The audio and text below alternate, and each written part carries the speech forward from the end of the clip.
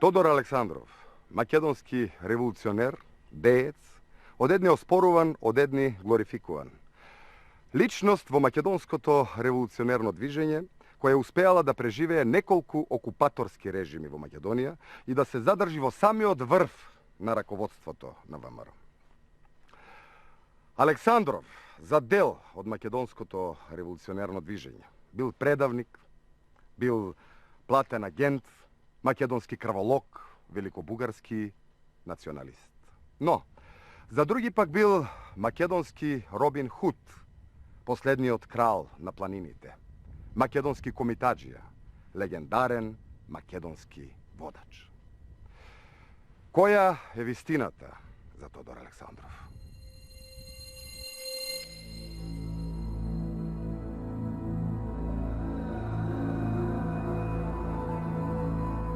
Во историјата на Македонија од крајот на 19-тиот век и првите 3 децении од 20-тиот век може да се најдат многу малку личности кои успеале да се задржат подолг временски период во врвот на македонското револуционерно движење. Во 13-годишното членување во ЦК на ВМРО, Тодор Александров ја водел организацијата низ војни, поделби, негирања, идејни несогласувања, внатрешни судири и без разлика на различните научни мислења околу неговиот начин на раководење, успеал да оствари една од нејзините задачи – да го задржи вниманието на меѓународната јавност на нерешеното македонско прашање. До 90-тите години на 20-тиот век, бугарската историографија го третирала Тодор Александров како негативна личност. По 1990 година, тоест по падот на комунизмот, и бугарската историографија го сменила односот кон ликот на Тодор Александров. Започнала еден процес на рехабилитација и сакала да го издигне до највисокиот пиедестал на борците за бугарската национална кауза, впрочем како и поголемиот дел на македонските револуционери. И македонската историографија од почетокот на 90-тите години се зафати со проучување на ликот на Тодор Александров. Врз основа на голем дел од пронајдената архивска документација во архивите во Бугарија, Србија, ликот на Тодор Александров сега можеше да биде подобро осветлен. Започнаа да се пишуваат голем број на монографии и зборници на трудови кои што се обидуваа да фрлат нова светлина врз Тодор Александров како дел од македонското револуционерно движење. Во споредба со бугарската историографија, македонската историографија се обидуваше да најде една пообјективна слика за тоа кој всушност беше Тодор Александров, без да биде зафатена од некоја еуфорија на предавници или на херои, на негативни или позитивни личности, обидувајќи се да го исфрли тој црно-бел приод на гледање на историските настани и личности. Од тогаш започна да се менува сликата за Тодор Александров и тој најде соодветно место и во македонската историја. Во тоа е значењето на тие почетни историски трудови кои што се однесуваа на објаснувањето на тоа кој беше навистина Тодор Александров. Тодор Александров бил роден на 4 март 1881 година во Ново село Штипско. Своето образование го започнал во училиштата во Штип и Радовиш, а од 1895 година во педагошкото училиште во Скопје. Во редовите на македонската револуционерна организација бил вклучен од страна на Христо Матов. Младиот Александров по завршувањето на педагошкото училиште бил назначен за учител во градот Кочани. Овде го презел раководството на Кочанската револуционерна околија на организацијата. Во учебната 1899-1900 заминал како учител во Виница. Во следната учебна година бил назначен за учител во Кратово. Во почетокот на 20-тиот век Тодор Александров, иако се уште бил релативно млад, како член на внатрешната македонска револуционерна организација, покажувал голема активност, особено во источниот дел на Македонија. Во едни такви услови во 1901 година Тодор Александров се запознал и со Павел Шатев, еден од членовите на илегалниот кружок на гемиџиите во Солун. При таа средба со Павел Шатев, Тодор Александров се запознал со активноста на овој дел од македонското револуционерно движење и нивните обиди за организирање на динамитни и бомбашки атентати во Солун и во други тогашни градови на Отоманската империја. Тодор Александров е еден од ретките македонски револуционери дејци кој што имал разбирање и ја сватил подготовката на кружокот на гемиџиите и на Павел Шатев. Од 1901 година всушност датира пријателството и контактите на Тодор Александров со Шатев и преку Шатев и со гемиџиите, односно останатите членови на овој илегален кружок. Во почетокот на 1903 година, благодарение на нивните контакти и пријателството, Тодор Александров, кој што бил учител во источниот дел на Македонија, овозможил преку врски на организацијата илегално да се пренесат голем број на експлозивни средства преку Кочани, Виница, Штип, Велес во Солун. Значи, Александров го помогнал донесувањето на експлозивот за изведувањето на акцијата на солунските атентатори во пролета 1903 година. Впрочем, во спомените на Павел Шатев и во други негови искази, тој многу позитивно се изразил за организаторските способности на Тодор Александров и за неговиот придонес кон револуционерната борба и ослободувањето на Македонија. Во март 1903 година бил уапсен при што Скопскиот суд го осудил на 5 години затвор. Затворската казна Тодор Александров требало да ја одлежи во Куршумлијан во Скопје. Во 1903 година Тодор Александров, кој што веќе бил член на внатрешната македонска револуционерна организација, бил откриен од страна на турската власт и како резултат на тоа бил заточен во затворот Куршумлијан. Главното обвинение кое што турската власт требало да го покрене против него било членството во илегалната внатрешна македонска револуционерна организација.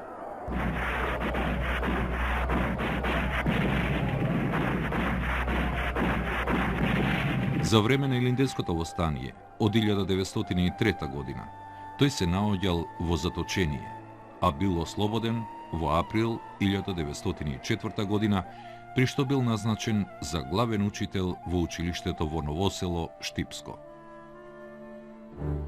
Во тој временски период, Александров работел на зацврстувањето на организацијската мрежа во Штипско заедно со Тодор Лазаров и војводата Мише Развигоров. Неговата активност не останала незабележена од турската власт, која му забранила да се занимава со учителската професија. При обидот да биде уапсен, Тодор Александров на 10 јануари 1905 година преминал во нелегалност, со што започнала нова етапа од неговата револуционерна активност.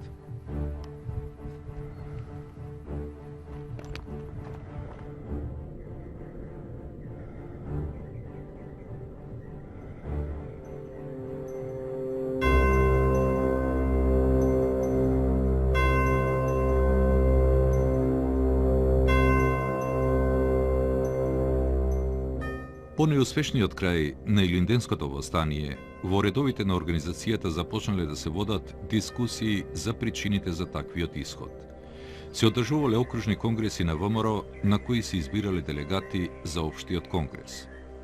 Тодор Александров зел учество на двата скопски окружни конгреси на организацијата во 1905 и 1906 година и веќе со својата активност се наметнувал како сериозен кандидат за високи позиции во Скопскиот окружен комитет на ВМРО.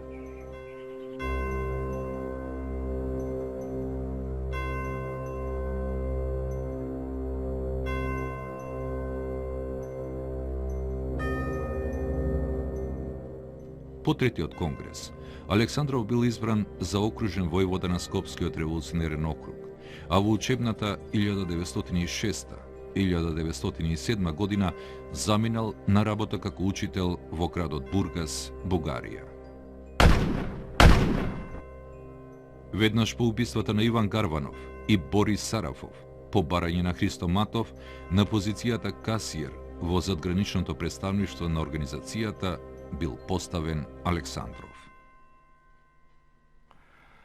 Во 1908 година македонското револуционерно движење се наоѓало на сериозна пресвртница.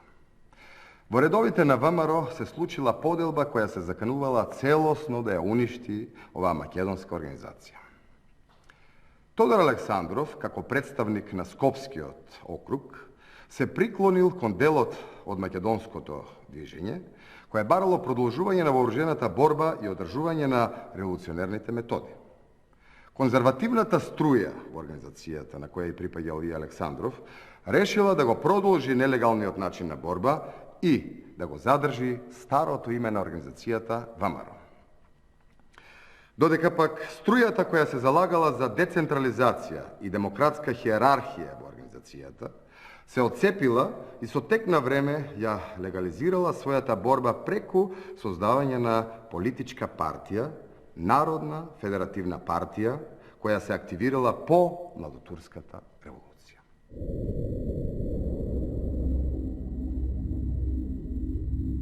Во едни такви сложени услови на поделби и расцеп, во март 1908 година се одржал Ќустендилскиот конгрес на ВМРО, на кој конзервативната струја декларирала дека го продолжува своето екзистирање и се повикала на континуитетот на организацијата од 1893 година. На конгресот, како делегат на Скопскиот револуционерен округ, учествувал и Тодор Александров. Во своите дискусии на конгресот, Александров се залагал за поенергична вооружена акција и позачестена употреба на терористичкиот метод на борба.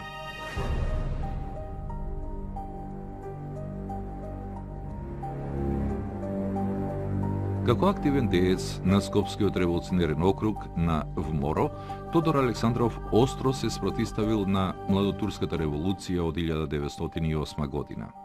Под влијание на Александров, најголемиот дел од оружјето на четите во Скопскиот револуционерен округ било скриено и не било предадено на младотурската власт.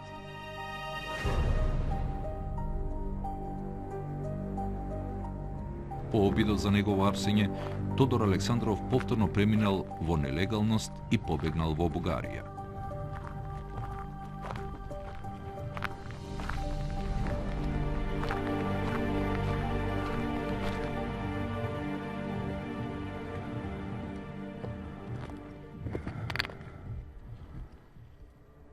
Во 1910 година Александров повторно со чета се вратил во Македонија и започнал со организациони подготовки за засилување и зацврстување на сите револуционерни окрузи.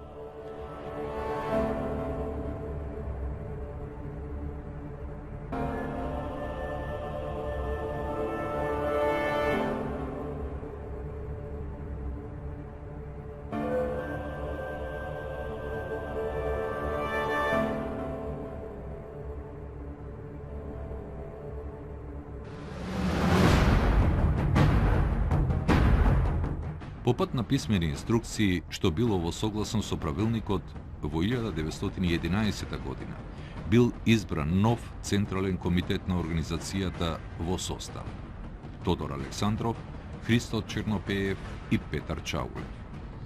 Започнала нова фаза од дејствувањето на Александров, кој застанал во врвот на македонското револуционерно движење.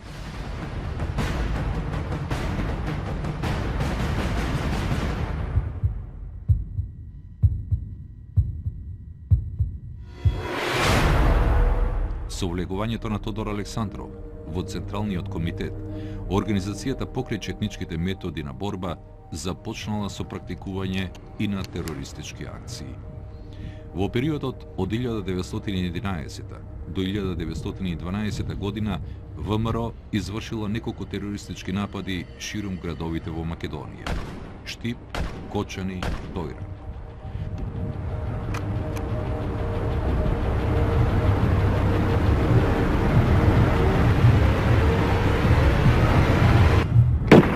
Овие динамитни, наречени магарешки атентати имале за цел да предизвикаат поголеми човечки загуби кај цивилното турско население и свртување на вниманието на големите сили и балканските држави кон неподносливата ситуација во Македонија.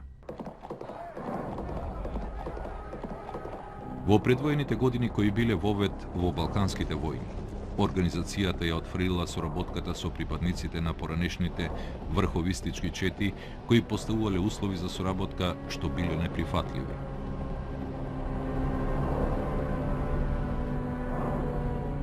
Во септември 1912 година Тодор Александров издал наредба до околиските војводи на Скопскиот револуционерен округ да го преследуваат врховистичкиот војвода Тане Николов, доколку влезе на територијата на Македонија, бидејќи станал орудие на неколкумина честолюбци од старите врховисти кои сакаат да ја завладеат организацијата за постигнување на своји и туѓи нечисти цели.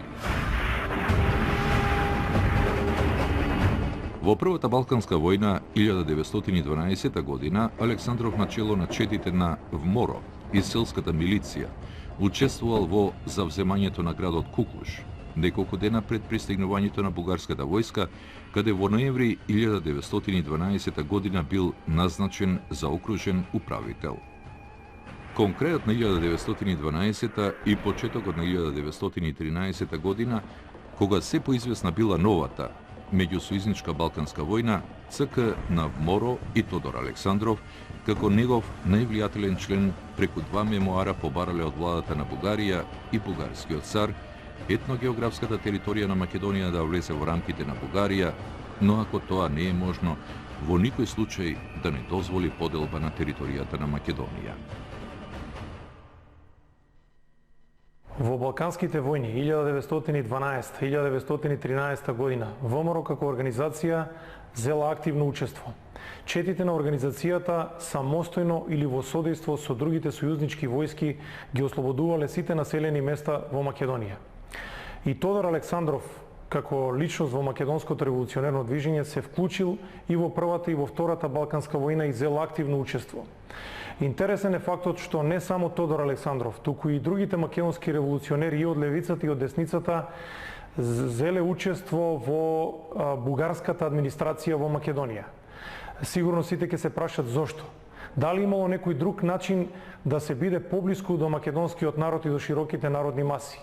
Може би дел од тој револуционерен кадар на вистина верувал дека со влегувањето во таа бугарска администрација ќе придонесе да се приближи до македонскиот народ. Дел од македонскиот револуционерен кадар верувал дека во наводници се случило некакво ослободување на Македонија. А еден дел од тој револуционерен кадар секако се оддал и на градење на кариери и трупање на материјални богатства. Вистината за Тодор Александров во врска со ова е некаде помеѓу. Тој и во тој временски период останал доследен на својата максима дека етногеографската територија на Македонија не треба да биде поделена. Македонија треба да биде една единствена етногеографска и економска целина. Затоа и тој, како и другите македонски револуционери, влегол во таа бугарска администрација во периодот околу Балканските војни. Тодор Александров дури во тој временски период, кога организацијата можеби не била толку активна во своето постоење и била дел од други борбени вооружени формации, испраќал писма, меморандуми, барања до големите сили Македонија да не остане поделена. Такво писмо упатил и до бугарскиот цар, во кое што го предупредувал да се завземе за тоа Македонија да остане неподелена, а во случај да се направи поделба на Македонија, тогаш Тодор Александров предупредувал дека оружјето на организацијата повторно ќе биде активирано. Во предвечерието на Втората Балканска војна, Тодор Александров преку декларација на Централниот комитет на ВМРО од 16 мај 1913 година повторно се заканил дека ако македонското прашање не се реши така како што сака таа организацијата, нема да престане со своето револуционерно дејствување. И дека во виорот на борбите нема да се двоуми да се послужи со сите возможни средства со кои би можела да располага. Ниту пак ќе води грижа за Женевската или за било кои други меѓународни конвенции.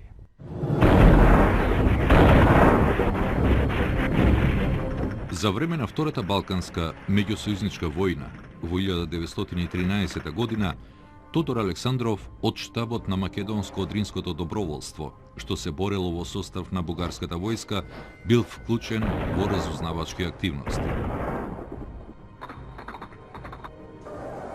На 2 април 1915 година Тодор Александров застанал на чело на Сдружените чети и селската милиција во нападот на железничката линија и мостовите во близината на Валандово и Удово.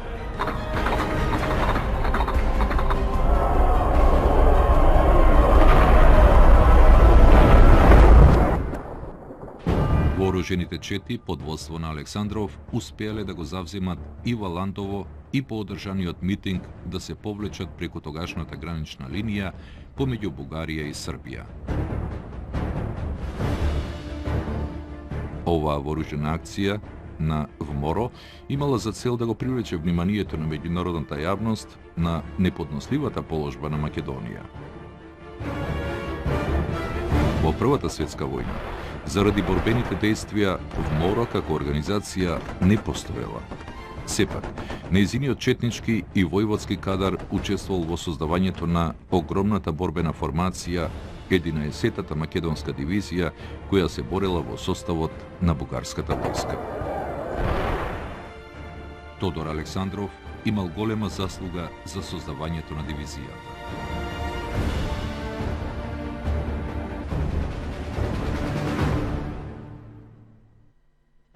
Крајот на Првата светска војна имал разочарувачки последици за Македонија и македонскиот народ. На Версајската мировна конференција се создавале новите европски граници според услови кои ги диктирале земите победнички од воениот сојуз на Антантата.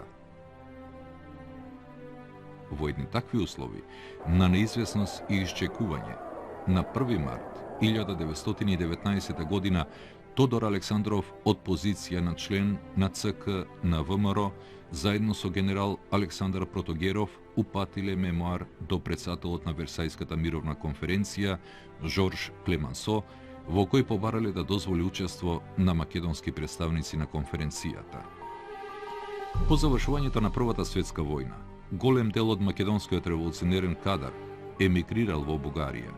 Софија и другите поголеми бугарски градови станале средиште на општествено-политичкиот живот на македонските емигранти и револуционери од сите идејни теченија и струи. Започнале да се водат жестоки дискусии и дебати помеѓу македонските револуционери и дејци за иднината на македонското револуционерно движење. По завршувањето на Првата светска војна се воделе жестоки дебати и дискусии за тоа во кој правец ќе оди македонското револуционерно движење. ВМРО, а и Тодор Александров се обидувале да бидат доста прагматични во поглед на решавањето на македонското прашање.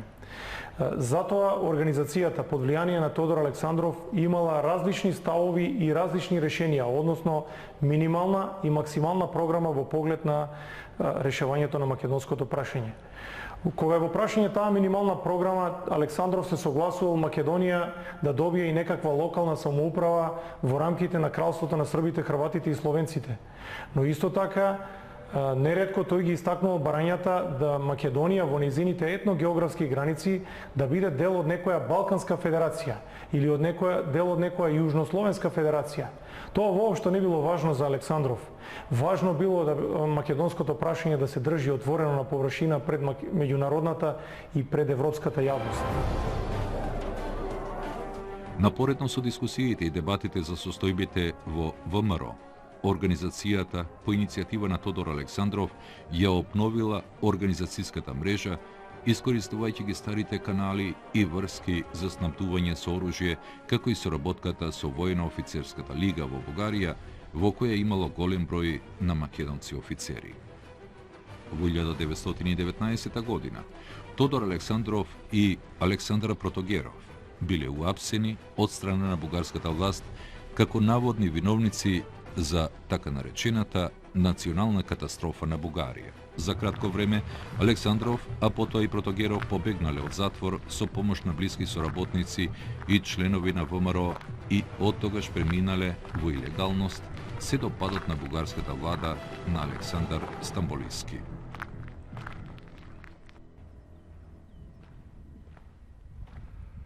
Набргу ВМРО започнала со својата четничка активност.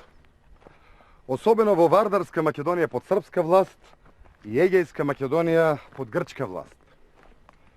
Лично Тодор Александров застанувал на чело на комитските чети, кои престојувале најмногу во источниот и североисточниот дел на Македонија, во Кратовско и Кочанско, поточно во Осоговијето.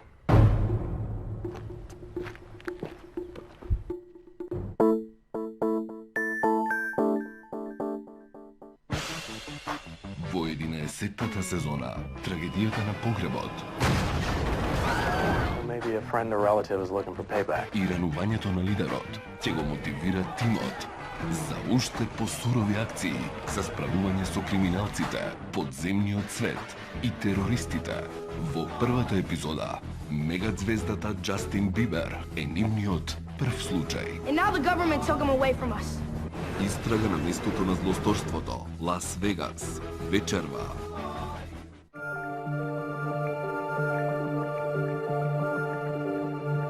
Таму каде што го слават Богот на сонцето, каде што земјата се уште дише и раскажува за историјата.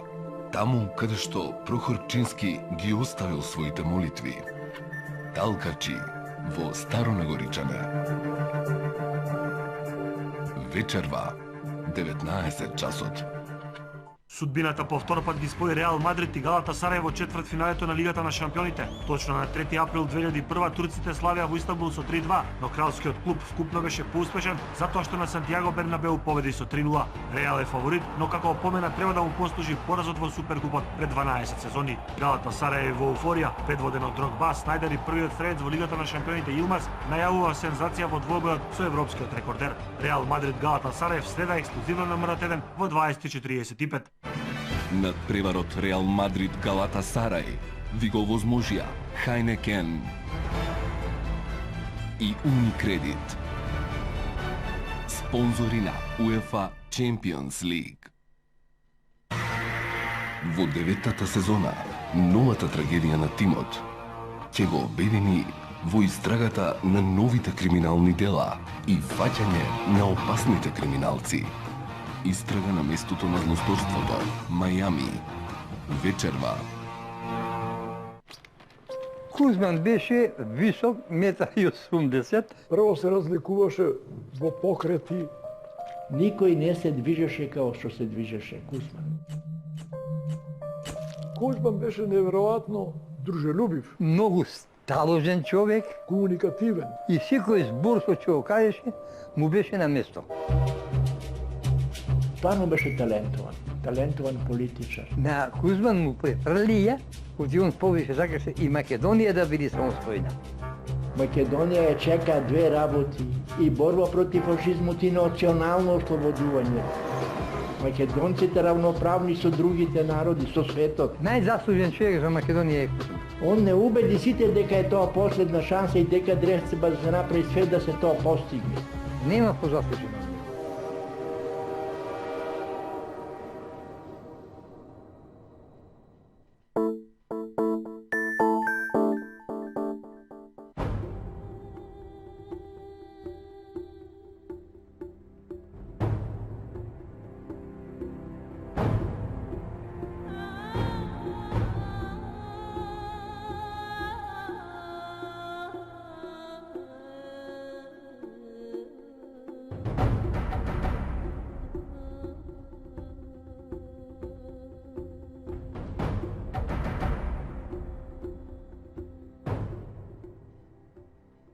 На 24 јуни 1920 година Тодор Александров во придружба на своји најблиски другари Слави Иванов и Симеон Кочански навлегува на територијата на Македонија под српска власт.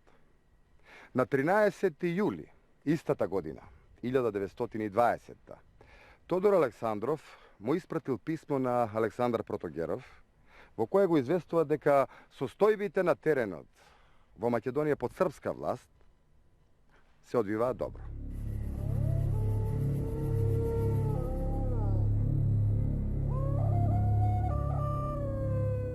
Во споставувањето на организацијската мрежа на ВМРО, Тодор Александров го вршил во текот на ноќта, при што со својата чета обиколувал 2 до 3 села.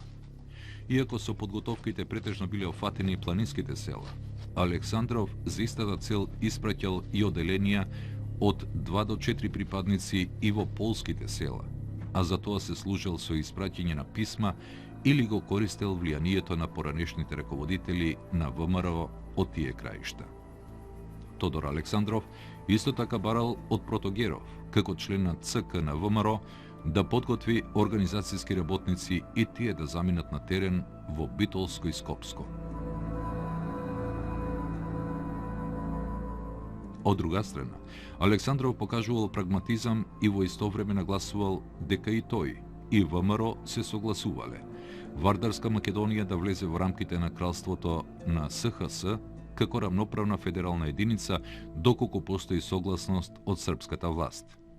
Покажувајќи можност за компромис и ВМРО да го положи оружјето во случај на разбирање од српска страна, Александров од име на организацијата ги повикал македонците на општинските и парламентарните избори во кралството на СХС во 1920 година да гласаат за кандидатите на Комунистичката партија на Југославија.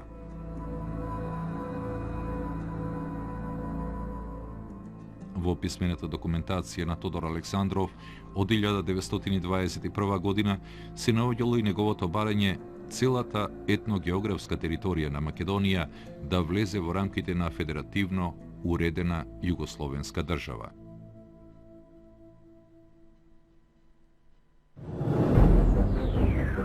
ВМРО како една од највлијателните македонски организации во периодот од 1920 до 1923 година, територијата на Пиринска Македонија под бугарска власт ја претворила во добро организирана база од каде низините чети навлегувале во другите делови на Македонија. Во овој период, поради политиката на зближување со кралството на СХС, ЦК на ВМРО ја прогласила за непријателска земјоделската влада на Александар Стамболиски.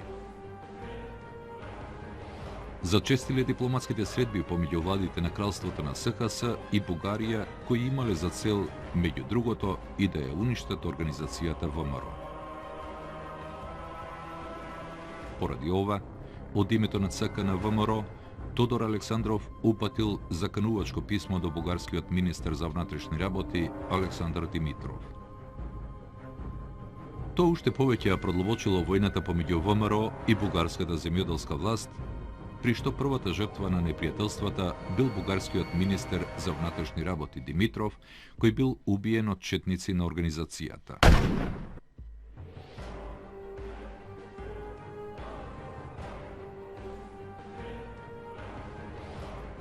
Токму во тој временски период, дури извештаите на српските разузнавачки служби известувале дека во близина на тогашната српско-бугарска граница, во делот на Пиринска Македонија постојано се слушале пукотници кои биле резултат на борбата на четите и селската милиција на ВМРО со бугарските воени и полициски вооружени формации.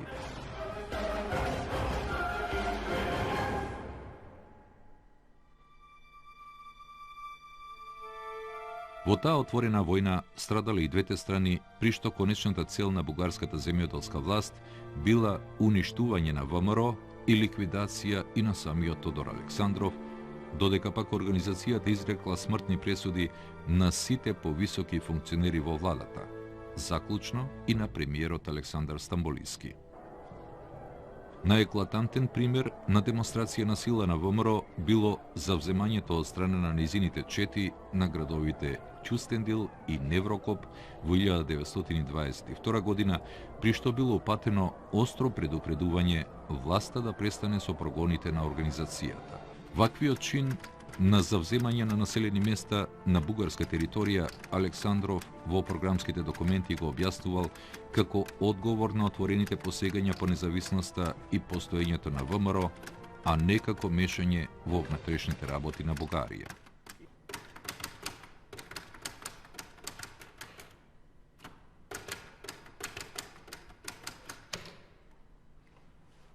Во овој период, Централниот комитет на ВМРО ја насочува својата политика во насока на соработка со владата на фашистичка Италија.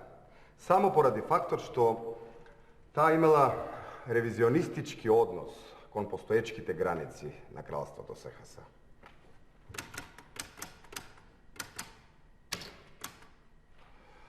Тодор Александров, од позиција на член на Централниот комитет на ВМРО, барал сојузништво и соработка и со ослободителните движења на кралството на СХС.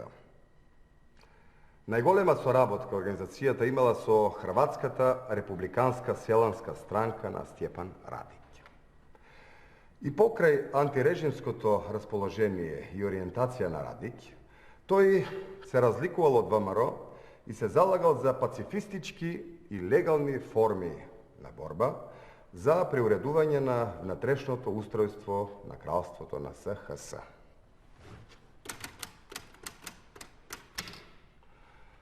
Поради таквата политика, Тодор Александров на 15. август 1924 година му упатил писмо на Стјепан Радиќ, во кое, меѓу другото, се кажувало: Јас не сум криел и не крием дека ние сме се разликувале со вас во методите на борба со нашиот заеднички непријател. Но исто така тврдам дека и хрватите, начело со Радиќ, ќе се уверат дека со српските властодржци не може поинаку да се разговара, освен со пушка, нож и бомба. Напоредно со обидите за заедничко дејствување со сепаратистичките движења во кралството на СХС, ВМРО ги продолжила вооружените напади со комитски чети во Македонија под српска власт и во Егејска Македонија под грчка власт. Најчеста мета на четите на ВМРО во Вардарска Македонија биле српските колонистички населби и федералистичките чети кои биле во српска служба. Во јануари 1923 година бил извршен напад врз колонистичкото население во селото Кадрифаково, Свети Николско, при што четата на ВМРО убила неколку десетици српски колонисти.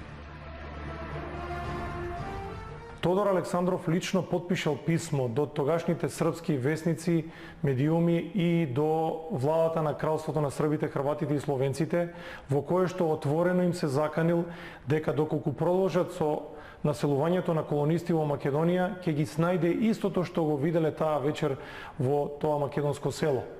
Тој ги предупредил српските колонисти да не наседнуваат на провокациите на тогашната српска власт и на нивните ветувања дека во Македонија може да наидат на некаков рај. И ги предупредувал дека постојано ќе бидат на удар на четите на организацијата, се дури не се иселат во нивните стари родни краишта. Ваквите остри заканувачки писма на Тодор Александров и до српските колонисти и до владата на кралството на србите, хрватите и словенците во голем степен нанела удар на српската колонизација во Македонија. Голем дел од колонистите се исплашиле поради таквите вооружени напади на четите на организацијата и се вратиле повторно во нивните родни краишта, односно оттаму од каде што дошле. После овој настан, безбедносните служби на кралството на СХС уште повеќе зголемиле наградата за евентуална информација или убиство на Тодор Александров.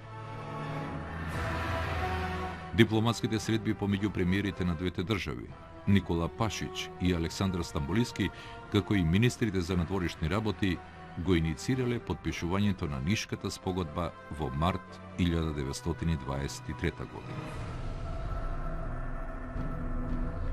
Со овој договор и двете држави се обврзале дека ќе работат на поголема безбедност на границите, особено во делот кон Македонија, и дека Бугарија ќе расформира македонската организација ВМРО, која била главната пречка за подобрувањето на односите помеѓу официјален Белград и Софија. По овој настан, Александров како член на ЦК уште повеќе го мобилизирал четничкиот сегмент на ВМРО во борбата против бугарската земјоделска власт.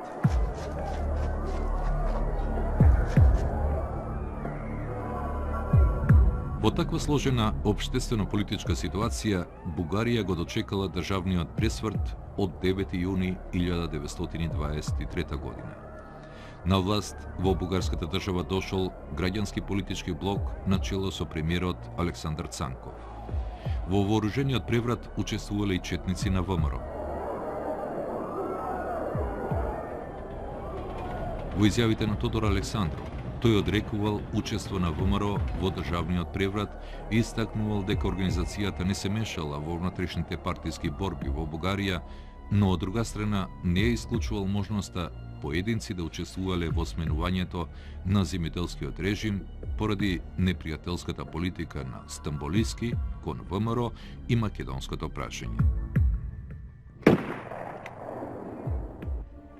Новинарот на весникот Таймс од почетокот на 1924 година во разговорот со Тодор Александров по повод убиството на Александар Стамболиски го запишал следново.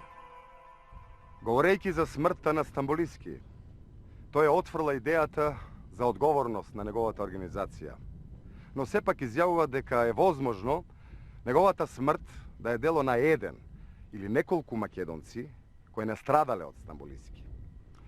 Сепак, во едно писмо на Александров од август 1924 година, тој како член на Централниот комитет на ВМРО индиректно признал дека неговата организација делумно учествувала во државниот преврат во Бугарија, но со задршка дека доколку и новата влада на Александар Цанков работи против интересите на организацијата, борбата ќе продолжи и против неа.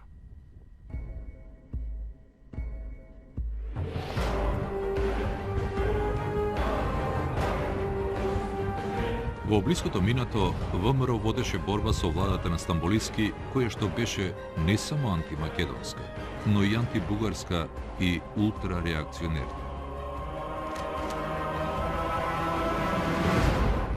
Таа борба беше крвава затоа што таа власт прво си ги натопи рацете со крвта на македонските револуционери за да го подготви предавањето на нашата родина на Белград. Верна на себе си, да не дозволи никому да тргува со Македонија, ВМРО објави војна на Стамболиски, која што во голем степен ја олесни задачата на творците на 9 јуни, без да се интересира кои лица ќе го заменат тиранскиот режим.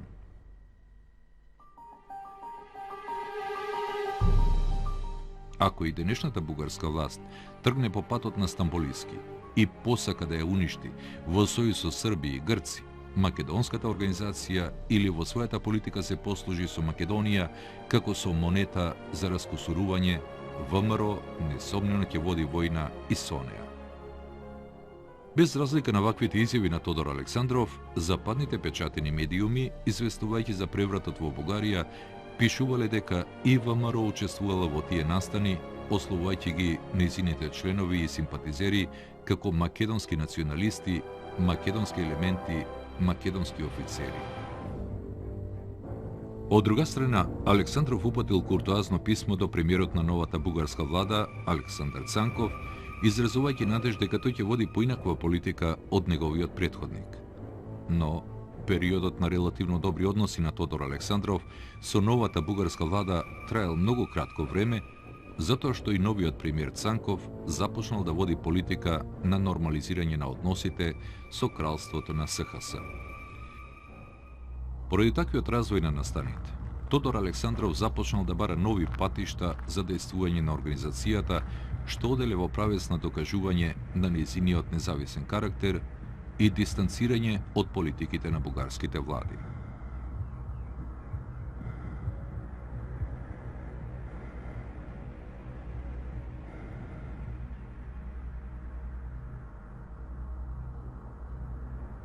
Во текот на 1923 и 1924 година зачестиле интервјуата што Тодор Александров ги давал за новинари од повеќе западноевропски држави со цел да придобие сојузник во некоја од нив.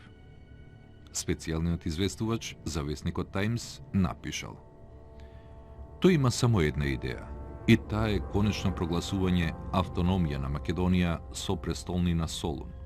Тој изјавува дека населението нема да трпи да биде управувано од Срби, Грци или Бугари, и бидејќи првите две страни му ја ускратуваат на народот секоја слобода на словото и религијата, само вооружената борба може да му го донесе она кое што тој го сака.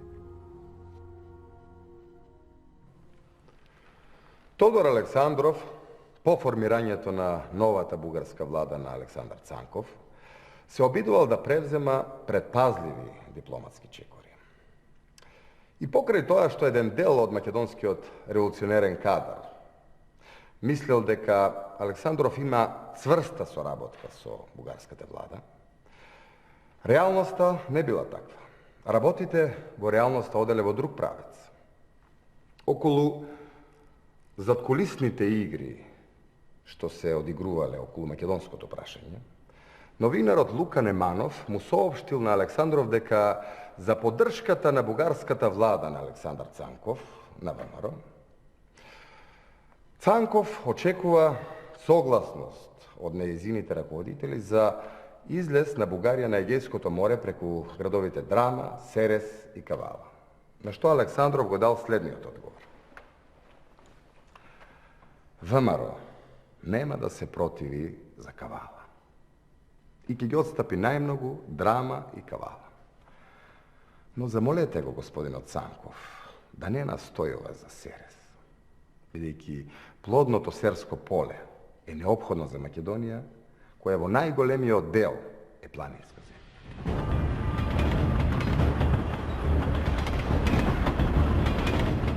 Летото 1923 година, како овластени представници на ВМРО во Советскиот сојуз заминале Димитар Влахов и Михаил Монев. Услови за помош од советската влада било обединувањето на сите сили во македонското револуционерно движење во единствен фронт и независниот карактер на ВМРО. Во меѓувреме, во интерес на соработката со Советскиот сојуз и комунистичките партии и движења, во време на септемвриското комунистичко востание во Бугарија, ЦК на ВМРО прогласила неутралност, но под единствен услов – комунистичките востанички одреди да не ги прошират борбените действија во Пиринска Македонија, што ВМРО ја сметала за своја организациона територија. Откако Бугарската комунистичка партија го прекршила договорот и испратила еден одред во Пиринска Македонија, раководството на ВМРО и пред се Александров издале наредба за прогонување и уништување на комунистичките востаници. При тоа голем број од востаниците биле ликвидирани од четите на организацијата, а еден дел се спасиле и биле ослободени благодарение на застапувањето на војводата Алеко Василев Пашата, под услов веќе никогаш да не се вратат во Македонија под бугарска власт. Улогата на ВМРО е да ја обедини Македонија, да ја издигни во посебна политичка единица и на таа основа смета дека Советскиот сојуз е тој кој што може да помогне на целите на самата ВМРО. Второ, ВМРО е особено инспириран, по моје мислење, мислам и според истражувањата што ги имам направено, од примерот и односот на Советскиот сојуз кон Турција на Мустафа Кемал Ататурк. Сето тоа создаде една, така да се каже, голема мотивација и надеж дека Советскиот сојуз би бил покровител и на слободата, националната слобода и исправувањето на грешките од Версајскиот мировен договор и на балканските народи. И тоа е мотивацијата на страната на македонците, на ВМРО и на Тодор Александров за стапување во врска со Советскиот сојуз. Од друга страна, мотивацијата на Советскиот сојуз да стапи во преговори со ВМРО е проценката на нивните разузнавачи, кои што пред 23-та година го идентификуваат ВМРО како многу моќен фактор, со што укажува дека без поддршка од страна на ВМРО, на бугарските комунисти, па дури и без учество на ВМРО во еден балкански обединет фронт против балканските влади, не е можно ништо да се стори. Од првите преговори што се одвиваат меѓу Советскиот сојуз и конкретно разузнавачот Андреев со Тодор Александров, се покажува дека Советскиот сојуз особено сака да вложи напори и вложува напори да ја вклучи ВМРО Александрова во рамките на советските намери на Балканскиот полуостров или во рамките како инструмент на политиката на Советскиот сојуз на Балканот. Во почетокот на 1924 година Тодор Александров како раководител на ВМРО веќе имал нарушени односи и со владата на Александар Цанков. Додека траела жестоката полемика со бугарската влада, Александров испраќал своји представници во западноевропските држави за да бараат сојузници за целите на ВМРО. Но во исто време не ги прекинувал ниту преговорите и контактите со Советскиот сојуз и Коминтерната. Многу е карактеристичен извештајот на Андреев до своите центри за разговорите со Тодор Александров. И тој вели вака, отприлика, и тоа е клучот по моје мислење, за да се види до крај да се илустрира мотивацијата на Советскиот сојуз за односи со Тодор Александров.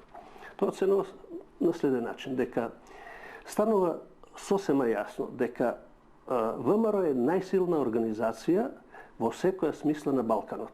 Воено, политички и организационо. Дека станува збор за една дисциплинирана организација, за една масовна организација, која што има цела структура на институции, изворедно многу вооружена, има материјални средства, опит и пракса за револуционерна акција. И заклучува дека за Советскиот сојуз е многу важно да го придобие таквото ВМРО на Тодор Александров, не само во воена смисла, во смисла на дигање на востанија и рушење на балканските влади, туку и во политичка смисла на зборот, што значи дека придобивањето на ВМРО, или со други зборови, прегнувањето на ВМРО во колата на советската политика се јавува како клучен интерес на Советскиот сојуз за односот со Тодор Александров. Во март 1924 година Тодор Александров, заедно со Александар Протогеров, заминале во Рим за да се сретнат и разговараат со третиот член на ЦК Петар Чаулев.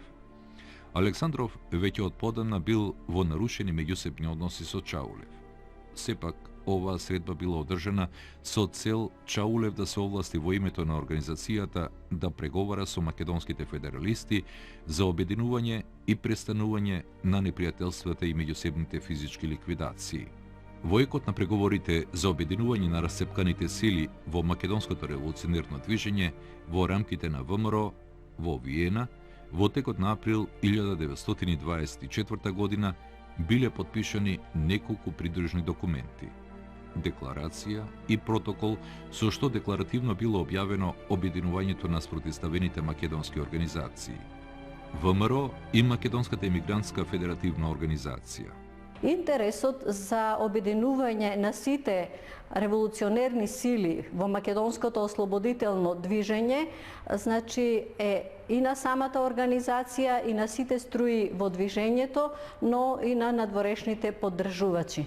Во таа смисла се прават обиди за постигнување на тоа обединување на македонското револуционерно ослободително движење и преговорите одат побавно, може би на моменти и прилично тешко, затоа што пред отпочнувањето на тие преговори, веќе во самото македонско револуционерно движење се создаваат сериозни пукнатини, сериозни струења, расцепи, некаде по идејна основа, некаде по лична основа.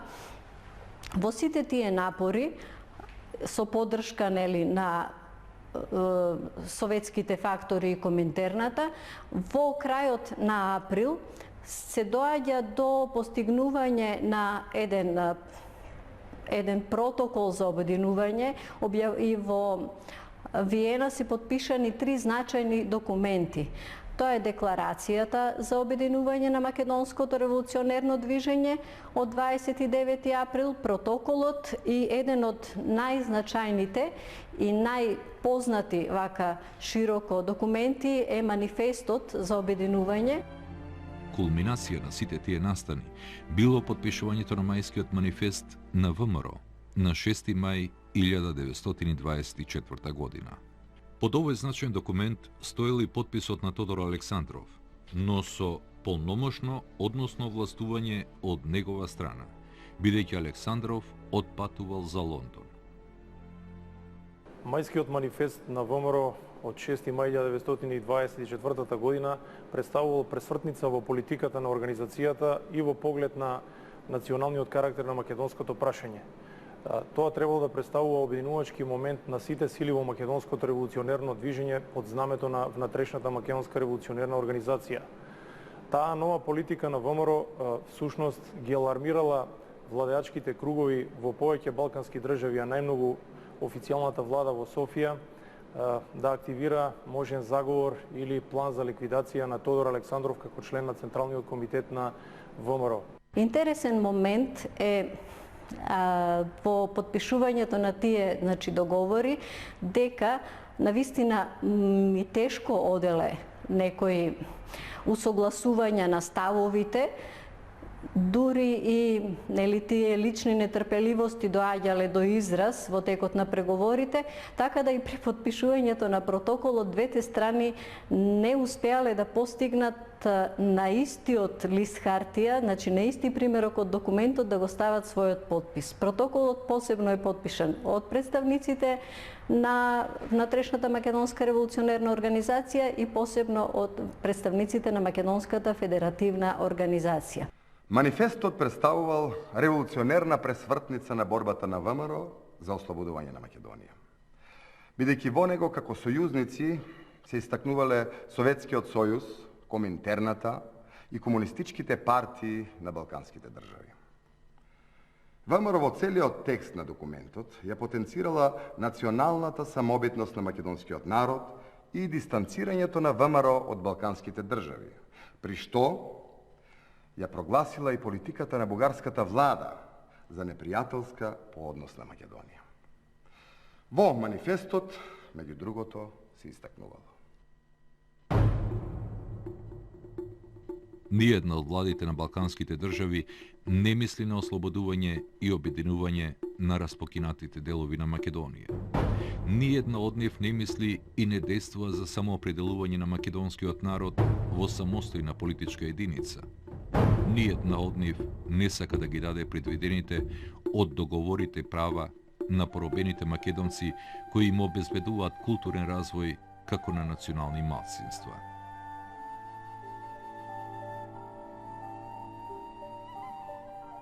Содржината на мајскиот манифест внела голем страв во редовите на бугарската влада, која веќе била во непријателски односи со ВМРО.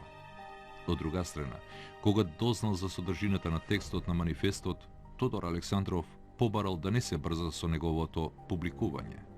Но не било послушано предупредувањето на Александров и од страна на Димитар Влахов, кој бил еден од составувачите на манифестот. Овој документ бил објавен во јуни 1924 година во весникот Балканска федерација. По објавувањето на мајскиот манифест, Тодор Александров се нашол во незавидна позиција, поради притисоците од дел од членството на ВМРО и бугарската влада кои барале одговор од него за новата ориентација на организацијата. Во една таква ситуација, на 1 август 1924 година, преку декларација Тодор Александров се откажал од неговиот подпис под манифестот со образложение дека тој бил мистификација на екзалтирани комунисти и дека имал за намера ВМРО од национална да ја претвори во класна организација која се бори за интересите на Советскиот сојуз. Но оваа изјава на Александров не ја уверила бугарската влада во тоа дека водачот на ВМРО искрено се одрекол од новата револуционерна ориентација на организацијата. Тодор Александров станал непожелен и опасен по интересите на бугарската влада околу прашањето за Македонија.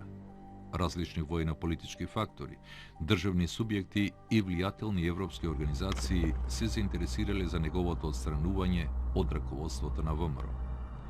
Патот кон ликвидацијата на Александров бил трасиран. Се барал погоден момент за тоа.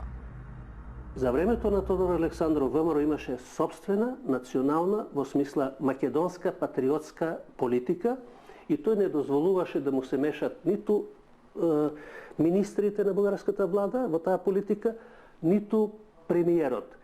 И не дозволуваше да добива наредби од нив, туку ја држеше сувереноста во својата организација многу цврста.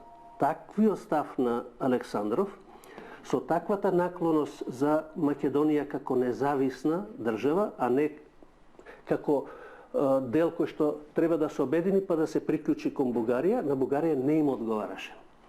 Западните земји негативниот став на бугарската влада го поддржаа против ВМРО, бидејќи на западните земји, на Англија, на Франција, не им одговараше влез на болшевичка Русија на Балканот со организации кои што се поприлично мокни. На 31. август 1924 година во близина на селото Лопово на Пирин планина бил убиен Тодор Александров. Ликвидацијата била извршена од страна на војводите Штерио Влахов и Динчо Вретенаров, кои убиството го извршиле во присуство на вториот член на ЦК Александар Протогеров. Покрај Александров бил убиен и неговиот телохранител Панзо Зафиров.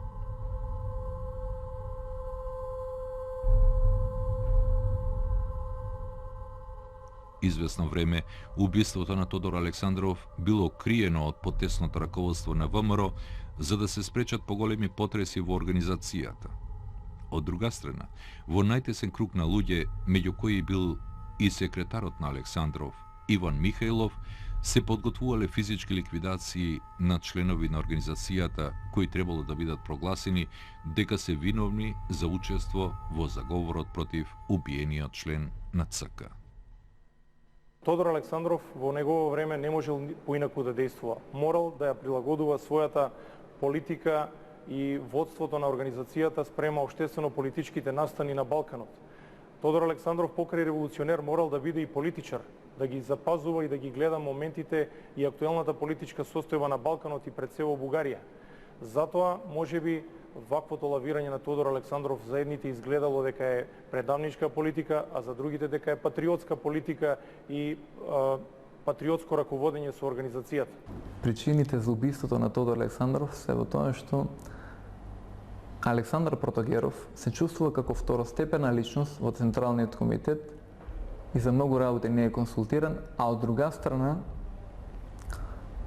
Алеко Василев Пашата и Георги Атанасов имат натрупано големи суми, милионски, на сметка на организацијата и при тоа чувствуваат опасност од тоа да бидат лишени од функциите кои што ги имале во организацијата и лишени од стекнатото богатство. Сето тоа, тие тројца ги прави да бидат природни сојузници и го коваат заговорот против Тодор Александров. Постојат повеќе верзии за убиството на Тодор Александров. Во суштина имало повеќе заинтересирани страни кои сакале да го отстранат Александров од кормилото на ВМРО. Тука бил Советскиот сојуз, Коминтерната, бугарската влада, луѓе во самиот Централен комитет кои што претендирале на местото на Тодор Александров. Навистина, се уште убиството и ликвидацијата на Александров е под велот на мистеријата. Но најверојатната предпоставка од сите документи кои што постојат и кои што се објавени и необјавени, а истражени, е дека убиството на Тодор Александров било всушност нарачено од страна на бугарската влада и самиот бугарски премиер Александар Цанков. Тодор Александров е дел од едно тешко историско време за Македонија. Време на војни, поделби, братоубиства, време кога други одлучувале за судбината на Македонија и кога македонското револуционерно движење немало сојузници во напорите за правилно решавање на македонското прашање. Александров никогаш не отстапил од еден принцип. Неделливост на етногеографската територија на Македонија.